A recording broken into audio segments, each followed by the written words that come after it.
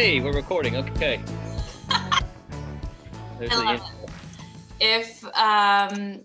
If everyone wants to confirm whether they like that intro into the video, just give us a 2 thumbs up. Let us know about yay or nay for the wood flute. Good. How are you doing today, Dave? Wonderful. It's a gorgeous day here in North Texas, and just having a great time today. How about you? How's it going there? It's good. Pretty relaxing day today. It looks like the clouds are coming in a bit, so just pretty chill, but it's warm, so I'm happy about that. Yeah, so, you look great. You look rested, ready to go. I was resting today. So today I thought it would be cool if we could talk. I know you and I have shared mind-body experiences and stories before, but I really wanted to bring focus to how powerful your mind is and how it can really have an impact on your body, and how what's going on up in your mind can actually physically manifest things. So if you have some, I know you probably have a million stories to share there, but yeah, would love to know, where do you want to start with that? I think it was about 20 years ago. I actually been in practice 28 years, and I was heavily focused on the physical and the nutrition for so long. And it was about 20 years ago when I started getting more into, how the mind affects physiology. We didn't really get a lot of that in school. So, but I did notice that my patients would come in and they'd have similar issues, but they weren't responding the same way. Someone that I thought, wow, why aren't they? I'm doing my nutrition and chiropractic, but they're not getting better. What's the missing link here? So as I started diving into mind body, I realized, well, it's because their emotions, they had imbalanced perceptions, and they had emotional baggage, and that was affecting their ability to heal their body. And so I really started diving in about 20 years ago with Dr. Demartini's work around how to balance the mind to help balance the physiology. And it was amazing to see those patients that were the tough ones that were stuck and plateaued. When we cleared out their emotional baggage, they became unstuck and boom, got to their goals. So it's just been a great addition to the practice for 20 years. And I'm sure you've seen the same thing even right off the bat. Oh, absolutely.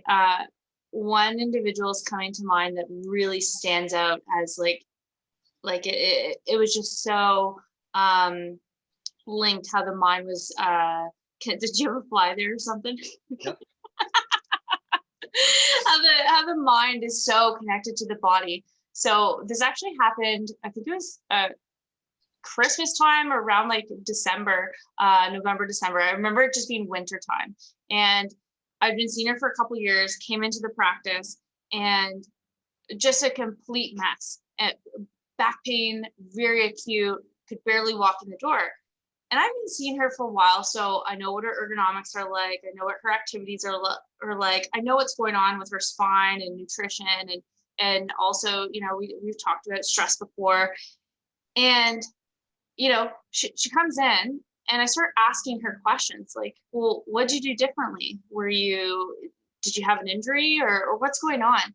And all the questions that I was asking, no, nothing was coming up as positive. And what I'm seeing in the spine as I'm palpating and doing tests, it just didn't make sense.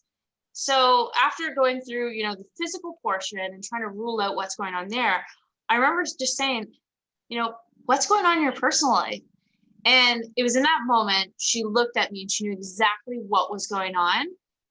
And she started to cry, and she's like, I'm getting a divorce. And in that moment, I knew, I was like, okay, what's going on emotionally, and all the things that you're experiencing are actually having an impact on your physiology. And that stress, that fight or flight response, is causing your nervous system to be in fight or flight, really increasing your pain sensitivity, as well as your muscles were in spasm. And all of that was, a part of her case. So if I hadn't asked those questions and really got to see, well, what's the whole picture, the ergonomics, the physical, I know nothing nutrition wise was really a big factor at that point in time. But then also just like what's going on in her personal life and how that's impacting her body and what she was showing up with. Once we became aware of the core problem, that's when we really got to move through and really try to integrate what was going on to help decrease those stress levels, what's going on in the mind, and then that had a reflection in the body. So that was one of the most standout cases I've had, and typically with those acute cases, I'm sure you've seen a ton of them like that. There usually is an emotional component, a stress component, something going on in their life that is also impacting them physically. Yeah. Yeah. And it's the meaning that people put on the stresses in their life based on whatever that meaning is, that can affect different parts of the body. Different organs are related to different emotions. So, and it's so different. It's not really a cookie cutter Yeah. deal necessarily. It's so individualized based on the person's own perception and interpretation and meaning. I know in my life several years ago, I was having I woke up and was having serious back pain. I usually never have back pain, but I woke up and I couldn't really move. Didn't know what it was. Got adjusted, did my usual stuff. Then my friend said, "Hey, what's going on emotionally?" It's like, wow, I'm really having a lot of financial stress. So for me, when I have perception of financial instability, it affects my lower back. My stabilizers of my back go into spasm because I'm trying to stabilize emotionally. And so as soon as I started clearing, and my work was around finding new forms of where's the new forms of wealth in my life, because there's nothing ever missing. So if I'm perceiving that I'm having financial trouble, I'm just not recognizing the form that it's in. And so when I sat in and started listing all these forms of wealth that I have now in these new areas, you just feel my body start relaxing and realizing that, okay, everything's in perfect order. There's not anything missing. And that's when you start to see people get over, when they can shift their perceptions. And, it's really a trump card. I call it the emotions. That's your trump card. You can be doing everything to right physically and chemically, but when your emotions start getting affected, trumps all that stuff, doesn't it? Oh yeah, I've definitely experienced that in my own life. I get regular adjustments, and not because I'm in pain or anything like that, but just because I find that it keeps my body and my spine just clear of stress on my nervous system.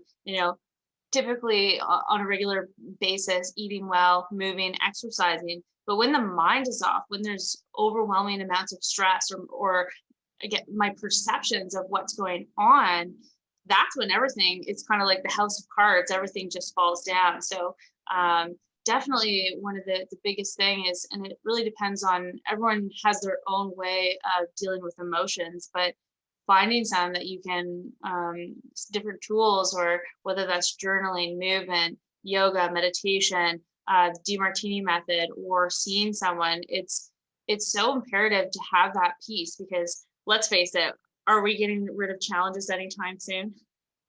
No, I hope not, because we need them to grow. I mean, I'm now to the point where I'm like, bring them on, because there's something to learn here. If this is, if this feels like a big challenge, it must be a big lesson. And so I look at them differently. But when I was earlier in life, well, I think like a lot of people, it's like, oh, I'm feeling a challenge. There's something wrong here. But in reality is, if you're having challenges, there's something right going on. You're doing something to attract these challenges, because you must need to learn some lessons to grow, to do something in your life somewhere, So to get to the point where you just bring them on and not let them, it's kind of like when patients have back pain. Don't panic about the back pain. Let's just find out what's causing it. So if you're feeling stress or anxiety, or feeling depressed, or feeling anger or resentment, don't freak about it. Just investigate the why and go uncover the mysteries, so you can learn the lessons of those things. So that's why it's important that people out there that are having stress and challenges don't just go take pills, anti-anxiety meds, or cover it up with alcohol or drugs or whatever you do. Dive into the meaning, and you can learn. That's where you learn about yourself, and you learn how to, what the lessons to that you need to grow by diving into those meanings. And it's not a fun thing sometimes, because it can be, it can be very emotional to dive into things, but that's what we're going to do, right? So I love the work that we do with our clients and patients, especially when they're open to learning more about, where their stress comes from. Yeah, and I love that you said that it's not about just, the challenges and emotions and everything's coming in. It's not about just, hiding or escaping or trying to cover them up. Not that that's not necessarily a bad thing in that moment if that's what you need, but at the same time, just having that curiosity of, huh, what's going on here? What's this feedback trying to tell me? What else